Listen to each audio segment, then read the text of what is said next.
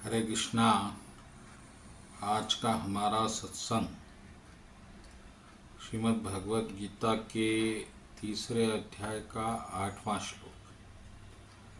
भगवान कृष्ण कह रहे हैं, अपना नियत कर्म करो, क्योंकि कर्म ना करने की अपेक्षा कर्म करना श्रेष्ठ है। कर्म के बिना तो शरीर का निर्वाह भी नहीं हो सकता। तो भक्तगणों, ये श्लोक अति महत्वपूर्ण है इस दृष्टि से कि परम सत्य की प्राप्ति के लिए बहुत से एक धारणा, एक मत यह है कि आपको सब कर्म त्याग करके प्रभु की खोज करनी पड़ेगी। लेकिन कृष्ण भगवान इस बात का खंडन कर रहे हैं और कह रहे हैं कि अपना कर्म करो। कर्म नहीं करोगे तो अपना शरीर को भी पाल नहीं सकोगे, शरीर का निर्वाह भी नहीं होगा। दूसरी बात तो और बहुत दूर की बात है। तो भगवान कृष्ण के अनुसार कर्म करना कर्म नहीं करने से श्रेष्ठ है। तो ये लोग जो साधु महात्मा लोग हैं, ये कहते हैं कर्म छोड़ दो, सब छोड़ दो और फिर हमारे आश्रम में आ जाओ, सेवा करो। इस बात की प्रभु निंदा करते हैं। और मैं तो यहाँ तक कह सकता हूँ कि पूरी भगवत गीता कर्म करने के लिए कही गई, क्योंकि अर्जुन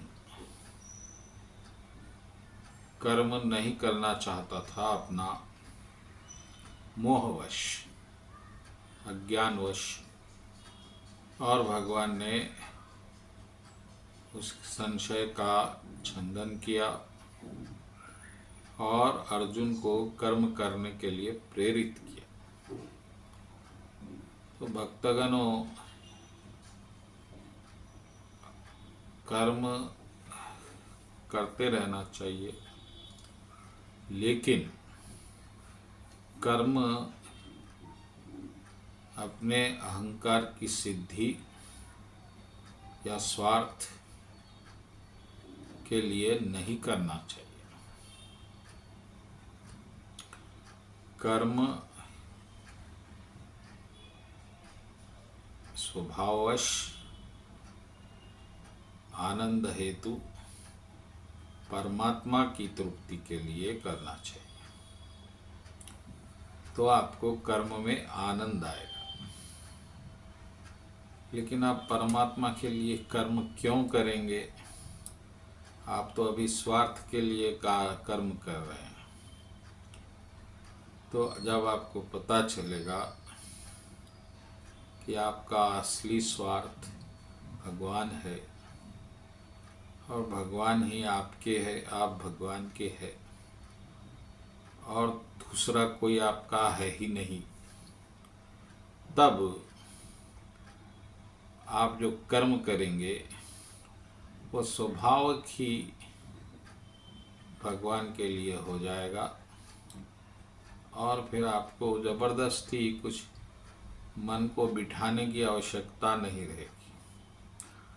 अभी आप बटे हुए हैं, आप भगवान के भी है, परिवार के भी है, अहंकार के भी है, समाज के भी है, देश के भी है। इसमें जो कर्म का आपका फल आता है वो बढ़ जाता है। आपको आनंद मिलेगा परिवार को कुछ देने में, देश को कुछ देने में, समाज को कुछ देने में, खुद को कुछ भोगने में। लेकिन जब ये सब आपके नहीं रहेंगे ज्ञानवश और केवल प्रभु आपके हो जाएंगे, तो आपका पूरा कर्मफल आप प्रभु के साथ ही प्रभु को अर्पण करके भोगेंगे। और प्रभु समर्पित होने के कारण वो कर्म पाप रहित होके आपको आनंद देंगे।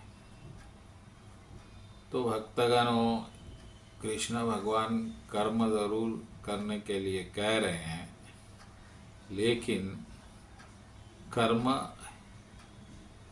अपने सबसे प्रियतम के लिए करना चाहिए और उसी के लिए करते हैं।